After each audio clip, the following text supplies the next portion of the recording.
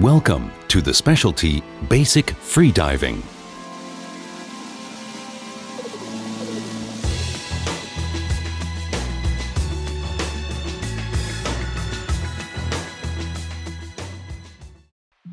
You are about to embark on one of the greatest adventures of your life. Becoming a freediver marks the first step in a journey that will forever change the way you experience the oceans of our world. Today, more than ever, we continue our quest for adventure in this new world. We yearn to feel the weightlessness in water, to swim with the animals of the sea, and to admire the beauty of the ocean reefs.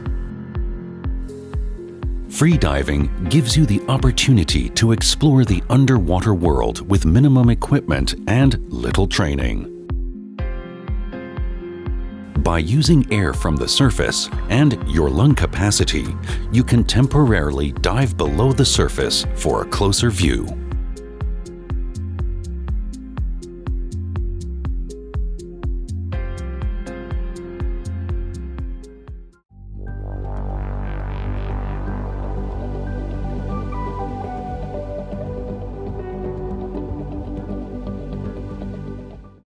The first and most important piece of equipment for your comfort while freediving is a mask. Because the human eye is designed to function in air, not water, we must bring a pocket of air with us in order to see. This pocket of air is provided by a mask.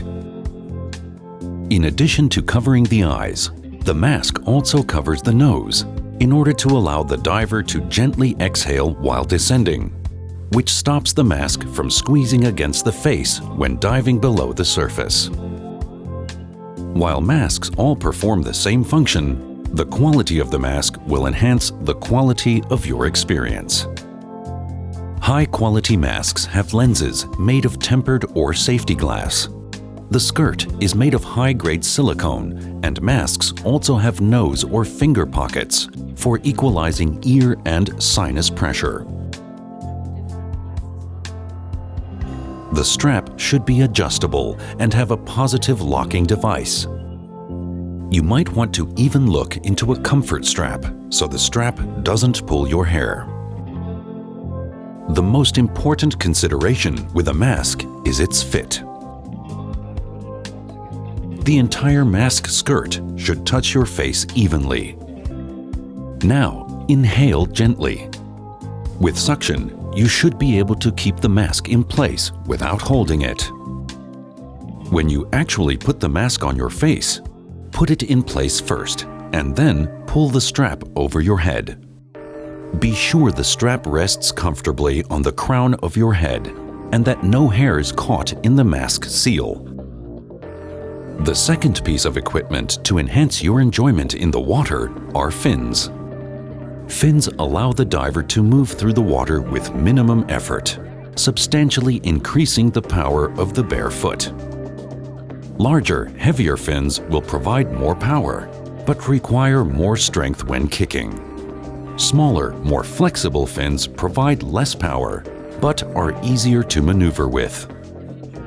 The two basic styles are the full foot fin and the open heel fin.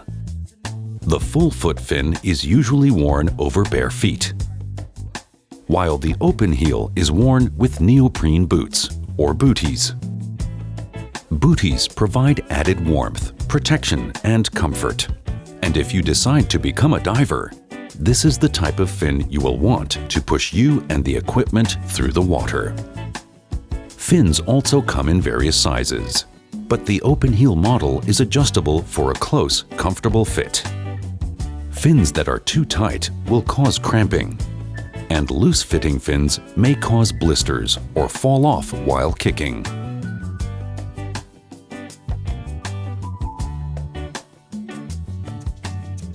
The next piece of equipment that will increase your enjoyment in the water is the snorkel.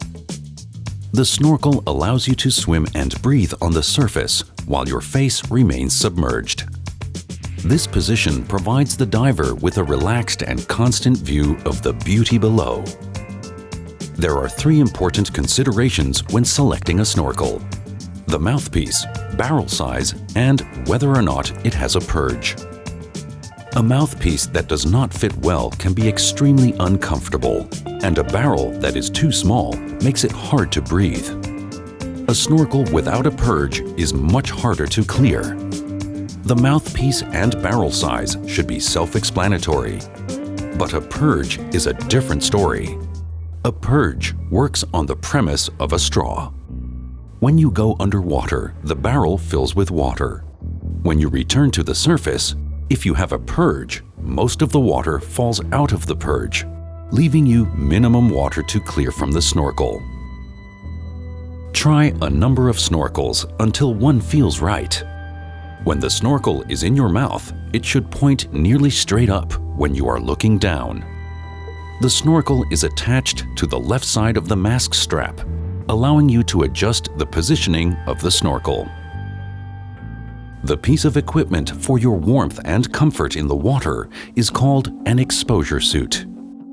Water absorbs body heat 25 times faster than air, and a temperature that would be comfortable on land is uncomfortable in water. Exposure suits are designed to help stop body heat loss in water. The most common type of thermal protection is the neoprene wetsuit.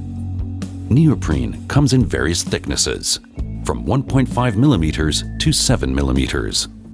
The thicker the suit, the more protection you will have in cooler water. Wetsuits also come in a variety of styles. One-piece jumpsuits are comfortable, while two-piece suits can be layered or worn separately. In colder water, a hood and gloves can be added for extra warmth. The most important feature in a wetsuit is fit. Your suit should fit like a second skin, long enough in the arms, legs, and body, not binding in the underarms or crotch. Wetsuits are made of closed-cell neoprene and will make you float. This is called positive buoyancy. By using a weight belt, you can make yourself neutrally buoyant. When adjusting the weight belt, make sure the weights are evenly distributed on your hips and slightly forward for balance. The belt should be clamped tightly to avoid the possibility of falling off underwater. The other piece of equipment in the buoyancy puzzle is the safety vest, or buoyancy compensator, BC. When freediving, a front-mount vest, safety vest, is adequate. With an oral inflator, it can support weight on the surface and can be easily deflated for making surface dives. Now that we have learned about all the pieces of equipment, we will begin your free diving experience by putting on and adjusting your equipment. The first piece of equipment you put on is your exposure suit. Adjust the suit around your ankles and then slowly roll it up. When you put on the top half, adjust the suit around your wrist, one arm at a time, and then slowly pull it on. Now, put on your safety vest by slipping it over your head and adjusting the straps accordingly. If you are going to wear weights, now is the time to put them on and adjust them over your hips and waist. Next, apply defog solution to your mask. This will keep the mask from fogging due to the difference between your body and water temperature. Rinse gently and place the mask on your face and adjust the snorkel to fit.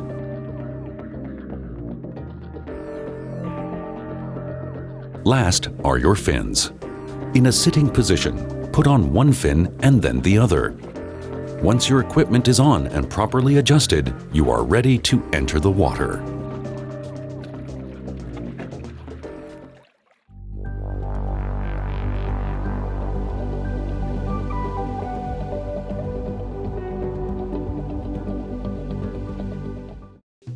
The environmental conditions for the area will dictate how you enter the water.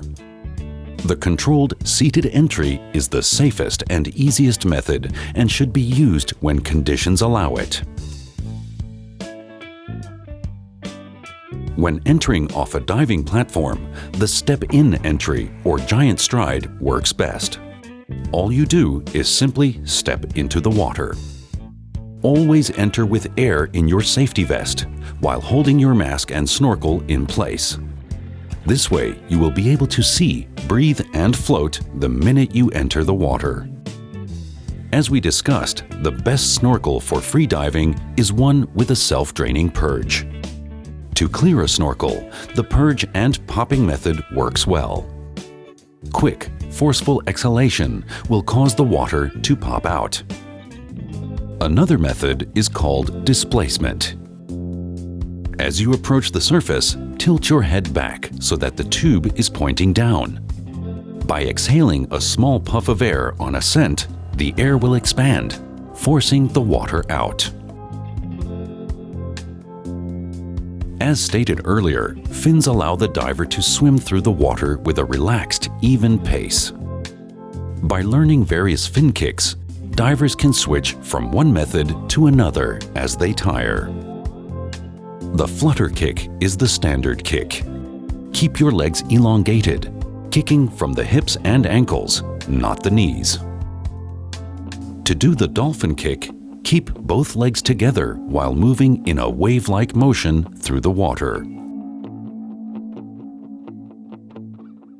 In order to explore the beauty below, you must learn to descend below the surface.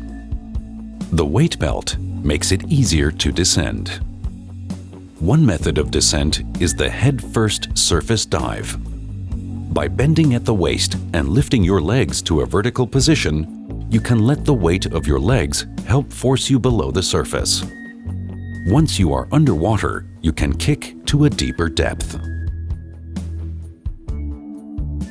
The feet-first dive can be used in confined areas. Start in a vertical position and use the force of your arms and legs to propel you below the water. Once you are underwater, tuck, roll forward, and swim down. As you descend, you will feel pressure in your ears. This is caused by increasing pressure. To relieve this pressure, simply hold your nose and gently blow. This will equalize the pressure. If pain occurs, do not continue to descend. Instead, ascend and try to equalize again. When it's time to ascend, there are a few safety rules to follow. As you surface, look up. Once you reach the surface, leave your mask in place and orally inflate your vest so you can float without the need to kick in the water. Now that we have covered the free diving skills, let's take a look at the ocean, the world's most beautiful and powerful free diving environment. Tides, currents, waves, and surf all have some effect on free divers and need to be understood in order to make free diving safer and alleviate any natural fears. Tidal currents are of more interest to freedivers than the tides themselves. The currents cause water movement toward and away from shore, which affects entries and exits and causes resistance for anyone swimming in the opposite direction. Also of interest to freedivers are the actions of waves and localized currents. How large the wave grows depends on how long and hard the wind blows and how far the wave travels, uninterrupted by land. When traveling in open water, you will notice that the rise and fall of a boat has a certain rhythm. Waves only affect the surface of the water to a relatively shallow depth. They will usually only affect free divers on entries and exits. When entering from shore, the primary concern is to avoid being knocked down by waves in the surf zone. Walk into the water until you are about waist deep. Then, using your buddy for assistance, put your fins on. Submerge and swim out under the surf line. Freedivers should be aware of localized currents when planning entries and exits from shore. Localized currents are usually one of two types. Longshore currents are created when waves come onshore along a stretch of straight beach line. Rip currents are really a backwash of the waves, as their energy is expended onshore. As the water moves back out of the sea after striking land, the current is created. Always be aware of the local water conditions before freediving. Consult the local dive center or resort for more information.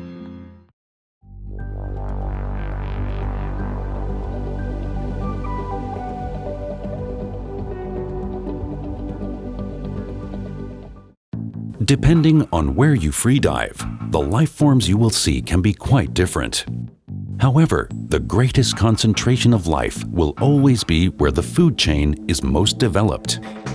In the warmer waters of the ocean, life centers on coral reefs.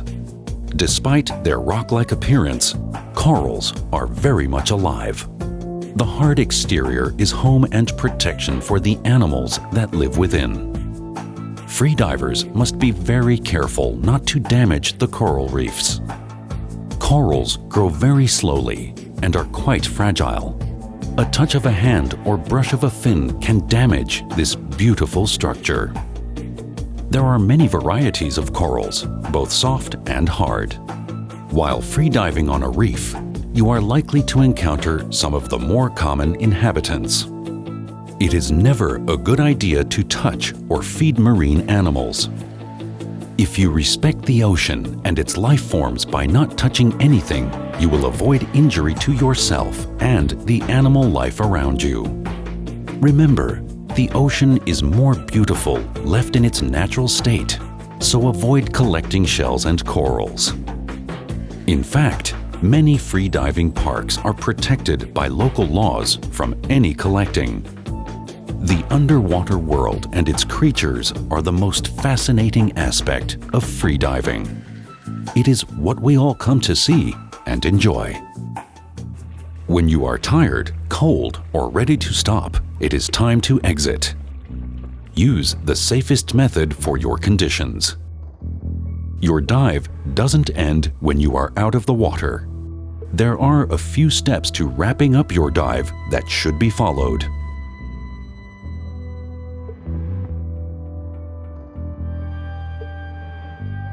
You should rinse your equipment in fresh, clean water as soon as possible. Sand, salt, mud, and debris can damage your equipment. Your mask, fins, and snorkel are easily cared for, only requiring a rinse or soak in fresh water. Your freediving day is not over until you have logged your dives. Your freediving log is a valuable reminder of all your freediving memories. You can keep track of the fish you saw, the people you met, and all the adventures you have experienced. Freediving is an exciting sport that anyone, young or old, can enjoy. Swimming underwater can be a great year-round activity, no matter where you live. From exploring the beautiful ocean reefs to discovering your local lake or river, there is a freediving experience near you.